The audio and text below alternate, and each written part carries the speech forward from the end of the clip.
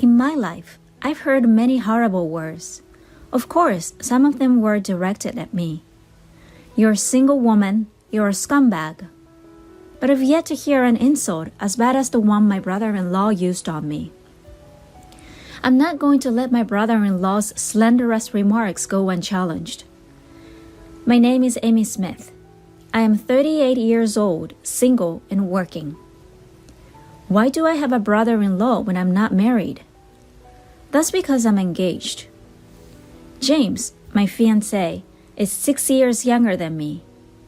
We met through a mutual friend and hit it off right away. I have a very hectic work schedule, and I often have to work on my days off.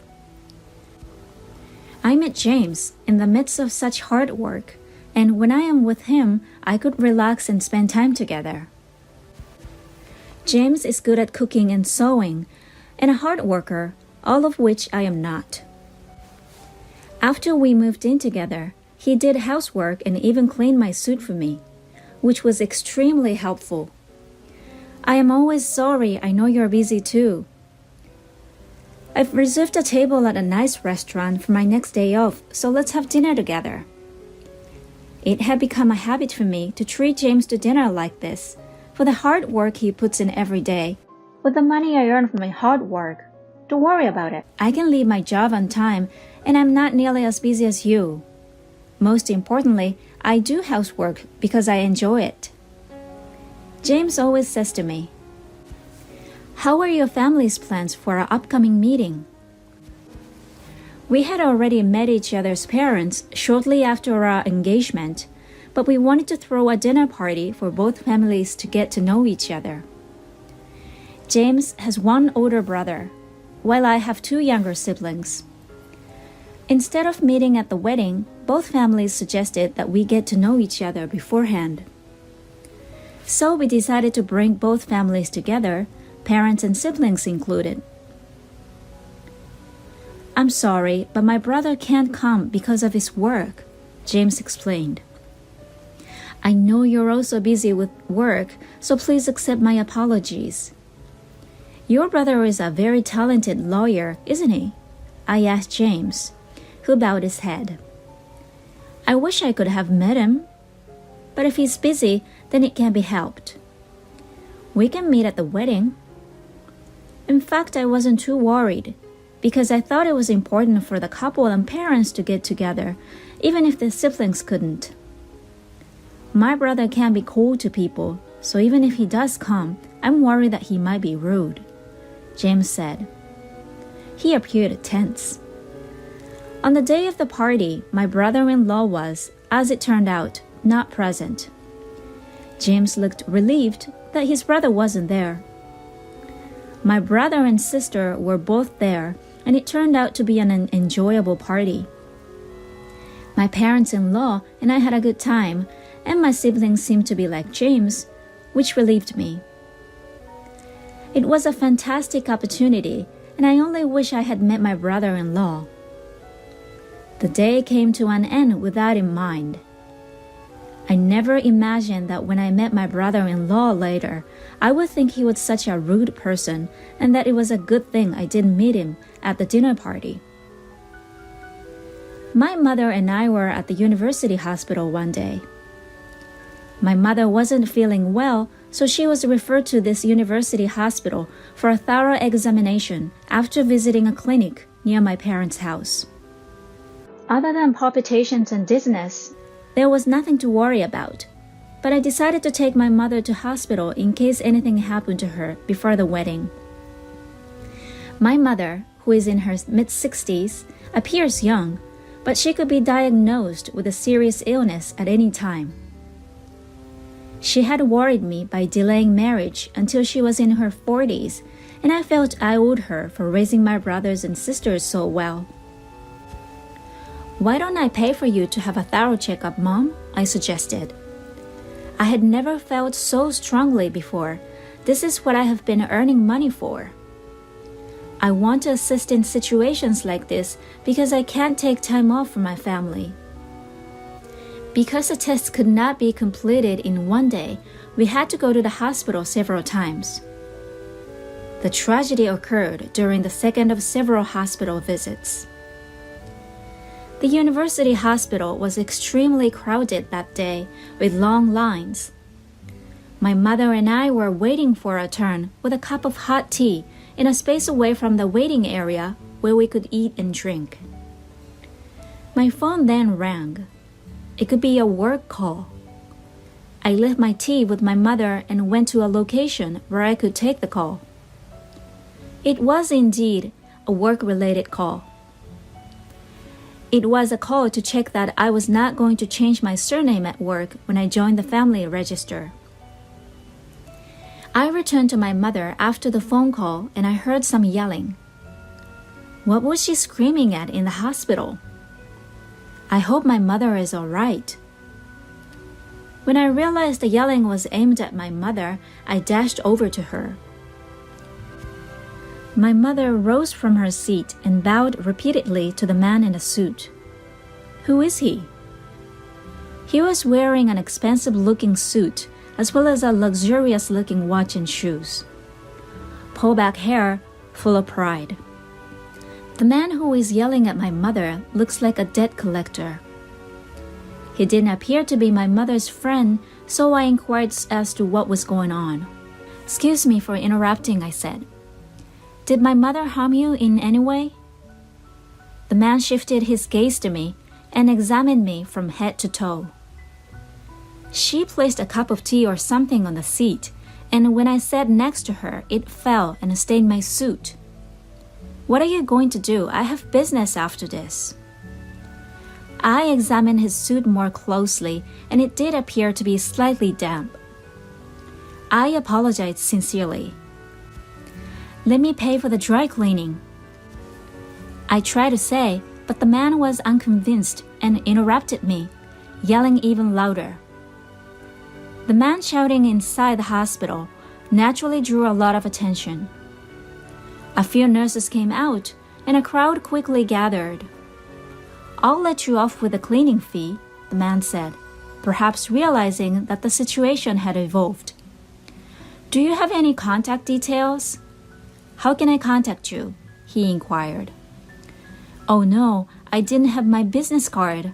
I always have on hand on days like this. A security guard called out to me. Are you all right? Is everything in order? Is there a problem? The gentleman clicked his tongue and tossed his business card at my feet. Make sure you call me, he said.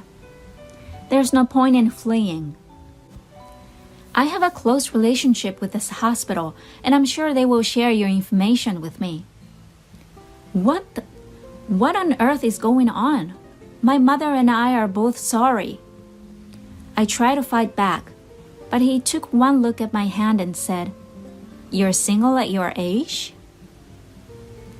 Women are said to have an expiration date, but you're not only expired, you're unsold industrial waste. You're like raw garbage, a single woman. He was rude once more. As I was about to respond to the insult directed not only at me, but at my mother, the man took off running to avoid being pursued by the security guard. What's up with that impolite demeanor? I'm furious. My gut was churning with disappointment over not being able to protect my mother and the rude man's comment. I bowed lightly to onlookers and security guards who had rushed to the scene out of concern and picked up the business card that had fallen at my feet. I was curious as to who the jerk was. I was perplexed as I read the name and title. So that's what all of this was about. I canceled the checkup and returned home, prioritizing my mother's mental health care. I'll never forget that guy.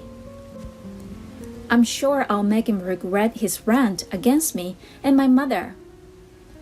I went to the courthouse about a week later. Of course, it wouldn't be like in America, going to court over a stain on a suit. I saw a man I recognized walking toward me from the end of the main hall as I moved through the familiar halls, my heels clacking on the floor. I knew it. What should I say to him? I wondered. As I was thinking, he looked up at me as I passed him and said, "You're the trashy single woman from the other day, aren't you? You've got to be kidding me. What exactly are you doing here? This isn't the place for you." "Yes, this is the same man who assaulted my mother and me the day before." I wanted to say something harsh to him right now, but I have an evil side to me. Every day I think about how I want to completely destroy evil by using my strong sense of justice. "Oh, I'm very sorry about the other day. I believe you are Tom Dixon of the Honeywell Law Office." I brushed aside his rude outburst as I remembered his business card that had been thrown at me the day before. The man took offense and started talking about the suit incident, his mouth twisting in a nasty way. "I had an appointment with a client at the hospital after that," he explained, "and you embarrassed me." I don't understand how a trashy woman like you could stain someone's suit and then not call me back. Dixon worked as a lawyer. Of course, we happened to meet here today by chance. Then, because of his loud voice, I felt eyes on me from all sides. Lawyer Dixon began taunting me in a loud voice that people in the aisles could hear. I guess he wants to brag, even though I'd have to call security if this continues. There are many men like this in the legal profession. I was shaking my head, which irritated Dixon even more. "Mr. Dixon, what's with your loud voice?" said someone behind me. Someone approached me and asked, "Mr. Dixon, what's wrong?" When Dixon saw the man who owned the voice, he changed his tone and mumbled, "Oh no, this woman."